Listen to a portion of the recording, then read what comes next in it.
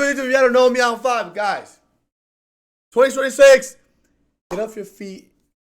Go make some videos. Or not, I don't know what you do. Anyways, yo, have you guys ever wondered who's the richest person in history, though? Like, I thought it was Elon Musk this whole time, but I guess there's probably richer people than he was. But how? How could somebody be richer than $400 billion, bro? That's a lot of fucking money. Like, not even bro, Elon Musk got more money than the president of the He could probably buy Colombia. And he put all his money together. But anyways, let's get right into the video. If someone with an average salary wanted Elon Musk's net worth, they would have to work for 8 million years. That's 30 times longer than human beings have existed. And in the time it's taken me to tell you this, Elon has made another $100,000. Wow. But the craziest thing about Elon is that he's not even the richest person in history. He's actually not even close. If you look back in time, there are people that make Elon look broke. So let's go find the richest human to ever exist. Starting in the late 80s with a Colombian billionaire who revolutionized the energy supplement industry. Like, what kind of fucking money can you possibly have? Make Elon Musk look broke, bro. This person could buy me 3 times. The same exact person. Make a whole life out of me 3 times. How? You know, like, how absurd that has to be, though? Like, at that point, life is not even fun, bro. You just, what do you do with all that money? Pablo Escobar. You're fucking lying to me. Pablo Escobar did not have more money than Elon Musk, bro. He was raking in $420 million a week, but his net worth after inflation only reached $80 billion. So on paper, he's not even beating Elon. Yeah. But unlike everyone else in this video, Pablo's wealth wasn't tied up in stocks or politics. He just had literal dollars. He was spending $1,000 a week on rubber bands just to hold them together, and damage to them cost him $2 billion a year. So Pablo wasn't the richest person in history overall, but if we're talking actual cash, he probably was. But let's go back in time to see a very different kind of wealth. Yo, look, I want to do some research on Pablo Escobar, because how the fuck did bro make that much money? And I have watched Narcos before, but I never really like tapped in as well, you know what I'm saying, to realize like this guy has fucking not even filthy rich, it's the richest person ever. World War II just ended, and in America, millions of soldiers are coming home. Wow. They'll return to a blue-collar economy, where families can be supported on a single income. What can you not get? Is there anything in this world you cannot buy? There really should be a limit on how much money you have. You know what I'm saying? Like, there should be a limit to an extent where, okay, now this person has this amount of money, they should just, let's say just, whatever money you make after that, it's, you don't need it, bro. Like, what else can you possibly need after $1 billion? Like, there's nothing worth $1 billion in the world, right? American dream is alive and well. How's everyone else doing? That shit. It's in these ruins where we'll find one of the richest men to ever live. Joseph Stalin, the communist ruler of the Soviet Union, was uninterested in money. He had practically no personal possessions outside of his pipes, books, and plain military tunic. He did live much better than his citizens, having access to things like food, but he wasn't basking in luxury. His pay stubs show him making today's equivalent of $30K a month, but according to his son, he just let the checks pile up on his desk, and he probably didn't even have a savings account. The reason Stalin is considered one of the richest men in history, despite technically having no money, is because he didn't need money. He already owned the entire state. Doing anything that questioned his power, even something like telling a private joke, would get you gulagged or executed. Stalin had so much control that after he had a fatal stroke, no one called a doctor for 12 hours because everyone was too scared of Stalin waking up and punishing them for acting without official orders. So despite being What? 12 hours? And they probably could have saved them. I mean, obviously not, but imagine he had a 1% chance of getting saved, and just because he spent 12 hours just sitting in a little coma there, he couldn't come back to life. Yo, how can somebody empower that much, like, beings or something? You know what I'm saying? Like, how can a single human being, like, think about it. Like, think about it like this, right? This person is no different than you and me. He bleeds, shit, eats the same way as we do. But he caused a whole entire country to fear him. And they wouldn't even crack a joke about him without getting sent to the gulag. By your own mans. Like, your own mans will then snitch on you because of how scared he was. But, like, how did he, like, impact, like, broke on paper, Stalin had complete control over an economy that would today be worth $10 trillion. See, in order to find the richest person in history, we need to think bigger than just money. Every person in this video will represent a different time period and a different form of wealth, whether it be political power or cash or company equity. And in the end, only one will be determined as the richest person in history. Jeff Bezos? So let's move on to our next contender. In 1909, Adolf Hitler was homeless. He had moved to Vienna to pursue his dream of becoming an artist, but things weren't really working out. He got rejected from art school and found himself selling small paintings and postcards just to get by and sleeping in hostels. Then, after fighting in the First World War and beginning his political involvement, he attempted to forcefully overthrow the government, which got him locked up for 9 months. Hopefully he'll use these 9 months to Mein Kampf. Upon release in 1925, where are his descendants? You know what I'm saying? Like, I've been thinking about, like, even with Joseph Stalin too and Pablo Escobar, like, where are these people's, like, descendants? Like, who carries their family legacy that today? Who's out there rapping Pablo Escobar to this day? the Racism Manifesto met with mediocre sales, but as Germany's situation declined, Mein Kampf's popularity grew, and when Hitler took power in 1933, the book was everywhere. It was also around this time when Hitler realized he had access to developer commands. He instructed the government to buy 6 million copies of his own book and hand them out to soldiers, government officials, and newlyweds. He then avoided a $2 million bill by making himself tax exempt. His next lick was copywriting his own image, which allowed him to collect royalties on every postage stamp sold in Nazi Germany. Then he copyrighted his speeches so he could collect money when they were printed in the news. These passive income streams made Hitler millions. By the end of his life, Mein Kampf had sold around 10 million copies, which actually isn't an insane amount. For reference, that's why I be saying, like, yo, everything is so, like, fake, bro. Like, this shit is not real. Like all he did was, like, tell him, so, like, you know what? Well, this is what the world says I should do. Fuck that. The fucking president. You know what? Now I owe $2 million. Ah, damn.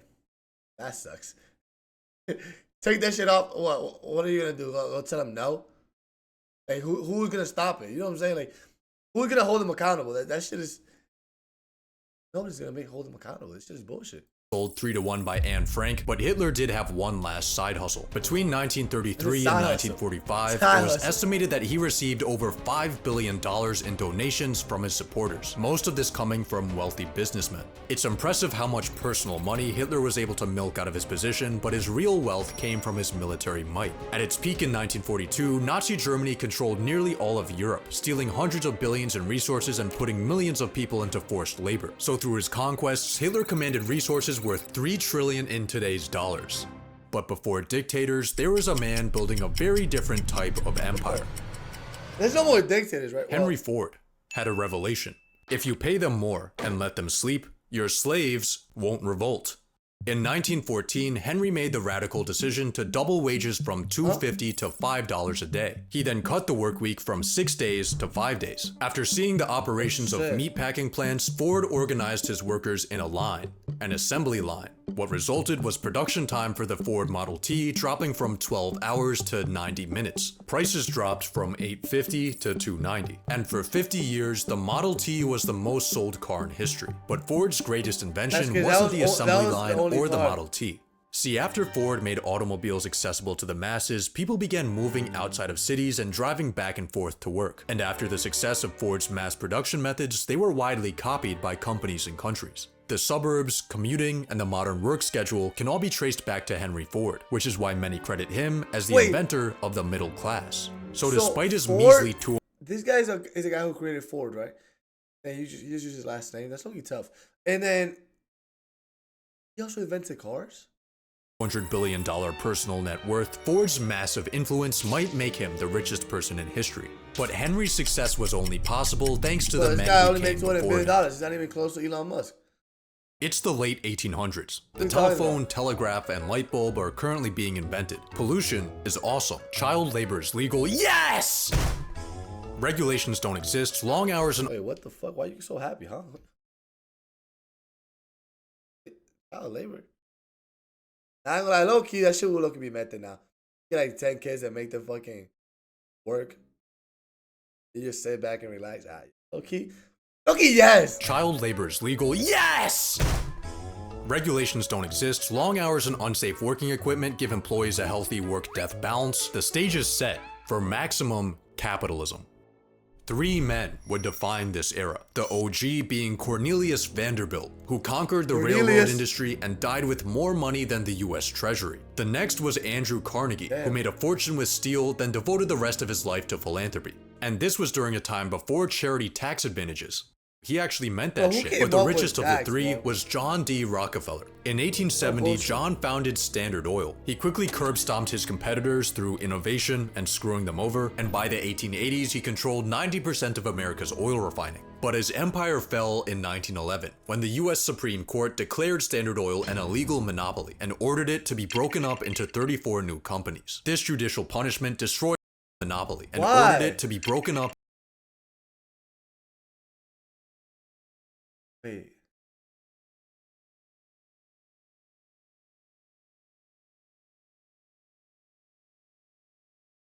Are they all connected? It's all the same? Damn, I didn't know. Chevron was part of this. Into 34 new companies. This judicial punishment destroyed Rockefeller's fortune, and he ended up dying in poverty. Just kidding. After the breakup, he had ownership in each of the new companies and their stock values soared, making him richer than ever before. The antitrust breakup resulted in Rockefeller becoming the world's first billionaire, and at his peak in 1913, he was worth 2% of the US GDP. Estimates of his personal worth in today's dollars range from 4 to 600 billion, making him potentially the richest person ever. But before the robber barons, there was a family who bankrolled entire empires. The year is 1744. The United States doesn't exist yet. The life expectancy is 30. Cities are full of shit. There's no electricity. In a small Jewish ghetto, Mayor Amschel Rothschild But shit's always happening in Germany, bro. He starts in business at a young age, working his way up from being a rare coin dealer to a successful banker. Then in the early 1800s, he launches a conquest. He sends his 5 sons to the 5 key financial centers of Europe. Every son does their part, and before the invention of the telephone, the Rothschilds have established the first international banking network. They finance wars and peacetime recovery, pay for massive projects like the Suez Canal, and give out loans that save countries' economies. But the Rothschilds have one serious problem. For centuries, Jews in Europe had been prohibited from owning land, blocked out of most industries, and at risk of property confiscation or exile. So in order to ensure their survival, the Rothschilds invested in stocks, bonds, and debts, rather than just tangible assets like gold or real estate that could have been taken or destroyed. Another method they used to ensure their wealth stayed within the family, the cousin technique. Through financial tactics and incest, the Rothschilds managed to mostly avoid persecution, but the extent of their wealth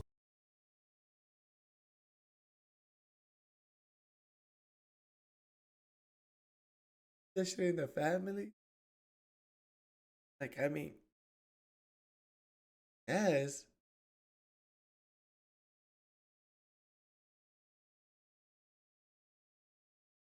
today is widely debated. Some estimates have claimed the Rothschilds have a current net worth of $500 trillion. But the only Rothschild you'll find today on the Forbes rich list is Jeff Rothschild. He's worth $3.2 billion. He works at Facebook, and he is not related to the Rothschilds. The Rothschilds no longer have much centralized family wealth, but at their peak, their total worth would have been the largest single fortune in history. On an individual level, the richest ever was Nathan Rothschild. According to estimates, his peak net worth today would be around $20 billion, but his power and connections would likely have been worth a lot more. To find our next contender for the richest person in history, let's go back to Europe in the 1500s. 1500? Christopher Columbus just got information on this person. Like, who jot this down? Like, how is this person like still a thing? back from America. The church owns everything, and Jacob Fugger is born into a wealthy German family. After inheriting the family business, Jacob starts expanding it from merchant trading to banking, and soon he's handing out massive loans to finance everything from art projects to wars and elections. In 1519, he spent the modern equivalent of hundreds of millions of dollars to get Emperor Charles V elected. But when Charles was slow to pay back his debts, Jacob sent him an angry letter reminding him of his place. It is well known and clear as day that your Imperial Majesty could not have claimed the Roman crown without my help. History repeats itself. Church officials ended up getting in so much debt to Without me, Trump would have lost the election. Dems would control the House, and the Republicans will be 51. Repeats itself. Well, church officials ended up getting in so much debt to Fugger that they started selling heaven passes called indulgences. This led to a protest, which led to a religious revolution. Imagine like how stupid people had to be. Somebody just really probably sat out there with a fucking paper and said, "These are heaven news passes." You walked in there, boom, they killed you. I'm assuming he's in heaven now, bro. Like, oh, hope he did good. You know what I'm saying? Like, imagine like there was somebody out there probably paid them like, "Yo, bro, like you really gonna take me to heaven if I?" Bro, not gonna lie, no kid. Somebody were to come up with that. Like, if Elon Musk were to say that right now, I probably would believe him. Like, I ain't even gonna lie. Like if Elon Musk were to come up like with some shit saying like, "Yo, guys, if you put on this device, you could go to heaven." Like, I'll probably buy that shit, even if it kills me. Damn, we're really cooked, bro. Fugger had more influence than kings, but he was also a nice guy. He made the first ever social housing complex, and to this day, 150 people still live in these apartments at the cost of $1 a year, as well as 3 required daily prayers for the Fugger family. At his peak, Jacob owned 2% of Europe's GDP, which would daily prayers still live in these apartments at the cost of $1 a year, as well as 3 required. What the hell? And 3 daily prayers. So you just have to pray 3 times a day and pay $1. Yo, bro, I don't keep my daily prayers for the Fugger family. At his peak, Jacob owned 2% of Europe's GDP, which would be around $400 billion today. But the richest person in history may have been further back in time. That's a bit much. In 1324, a man went on a pilgrimage across Africa. His name was Mansa Musa, and he was the king of the Mali Empire. Mali had a lot of salt and a lot of gold. A lot of gold. So much gold that on Musa's pilgrimage he covered himself, his 60,000 person entourage, and his hundreds of animals with thousands of pounds of gold. And then he handed out so much of that gold that it destabilized local economies. So he borrowed the gold back, which fixed the problem until he paid all the debts back at once and everything crashed again. After Musa's multi-billion-dollar road trip, he began showing up on maps decked out in gold, cementing his reputation in history as the original flexer. But estimating his net worth is borderline impossible, since all accounts of Musa's trek come from secondhand testimony. I be thinking about this all the time. Like, I wish I could have a conversation with these people for at least for like an hour. You know what I'm saying? But like, not even about the money. Just like 1500s, bro. Like, what the hell kind of life did you live compared to mine, bro? It's so much different. Like, not even, bro, even my grandma's life is so much different than mine. Believed that Musa controlled about half of the world's gold supply, and the most common number I found for his total worth was 400 billion, but many numbers went much higher. So based on the amount of valuable resources under his control, Mansa Musa may be the richest person in history. But go back 100 years, and there was a man with a very different kind of wealth. In the early 1200s, Genghis Khan controlled more land than any man in history. His Mongol Empire covered almost 20% of Earth's land area, making his estimated net worth today 130 trillion. But this is slightly misleading. Genghis never really had much wealth of his own, and this was actually vital to his influence. Rather than taking for himself, war loot was redistributed to soldiers and commanders to promote loyalty. Genghis wore the same clothes and ate the same food as his crew. He slept in tents and asked to be buried with no markings or signs. Genghis Khan didn't really have desire for personal wealth or possessions, but based on his control of land, he may have been the richest guy to ever live. But let's start even one of my dreams one day is to have a statue, like a big ass statue, probably not that big, but at least a remotely big statue, like Kobe's, somewhere in the world, like just have a statue. Okay, even like it might be crazy, but like the Statue of Liberty, just like but me. Is that crazy? Like one day, What do I have to do though in order to get a whole statue that big? Maybe not a Statue of Liberty, but something like remotely big. Like damn, bro. You will look and want to take a picture every time you walk past it. That's small though. Definitely not like the one that Dwayne Wade got. That shit. Further back in time to the year 1 AD. The people alive right now have no idea that they're living through a turning point in history. They actually don't even know what year it is. Romans think that it's year 754. Jews think it's 3761. The Chinese think it's year 9. And for the Greeks, it's 194. Every country is kind of doing their own thing. America is building early cities thanks to the Mayans. India is trading through the ocean and Silk Road. China just invented paper. And in Rome, Augustus Caesar is balling. A few years prior, he defeated Mark Antony and Cleopatra in battle and snatched up Egypt as his personal property. He now controls around 20% of Rome's economic output, and that includes the tax flows, the treasury, the gold and silver mines, and revenue from conquered lands. He also has a money method where he kills rich people from his own empire just to take their stuff. After Caesar passes in the year 14, he officially gets declared a god with an estimated modern-day net worth of $5 trillion. But let's go back another 900 years. Civilization is in its early stages. Most people live short, difficult lives. So at one point, somebody was just like, you know what, bro, like, low key, I'm kind of like over all the bullshit. Like, you guys think it's this year, these people think it's this year. You know what, we're just going to all settle that. We're going to restart. Whatever happened, happened, but we're back to zero. You start new again, and hopefully somebody keeps track. Money in the form of coins doesn't yet exist. Now with it, so King Solomon rules over the kingdom of Israel, collecting gold by the ton. His yearly tax revenue is 666 talents of gold. He basks in his riches with his 700 wives, and in today's money, he's worth over $2 trillion. But this riches with his 700 wives? I can tell, but why I keep seeing all these fat bitches? Yo, low key again, come on. All these fat ass bitches here, like you're the richest man in the fucking world. You might as well like ask some like skinny 25-year-old, young things. Wives, and in today's money, he's worth over $2 trillion. But this is all according to accounts in the Bible, written hundreds of years after he would have lived. When we're this far back in time, details. Wait, what did the Bible say? Hundreds of.